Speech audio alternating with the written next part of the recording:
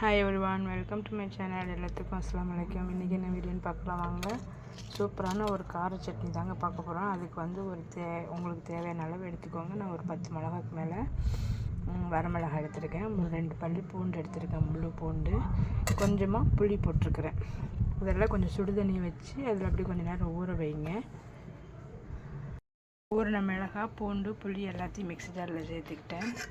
இதில் வந்து ஒரு கைப்பிடி வெங்காயம், ஒரே ஒரு தக்காளி, அதையும் போட்டு மிக்ஸ் பண்ணியிருக்கலாம். இதில் ஒரு கொத்து கருவேப்பிலை, தேவையான அளவு உப்பு போட்டு எல்லாத்தையும் நல்லா மிக்ஸியில் அரைச்சிட்டு வந்துடலாம். இவ்வளோ சூப்பராக அரைச்சி இந்த அளவுக்கு நல்லா நெகுன்னு அரைச்சிக்கோங்க. இதுக்கு கொஞ்சமாக ஒரு தாளிப்பு கொடுத்துடலாம். இதில் கொஞ்சமாக நாட்டு சர்க்கரையோ ஒயிட் சுகரோ கொஞ்சமாக சேர்த்திக்கோங்க. அதில் கடுகு, கருவேப்பிலை, பெருங்காயத்தூள் அப்படியே தாளிப்பு இதில் விட்டுடலாம்.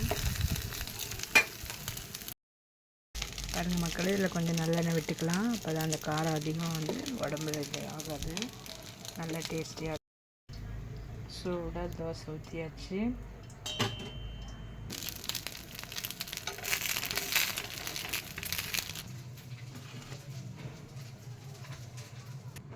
வாங்க மக்களே, மெத்துன்னு இப்படி 2 தோசையை சுட்டு சும்மா கார சட்னி வச்சு சாப்பிட்டு பாருங்கள்.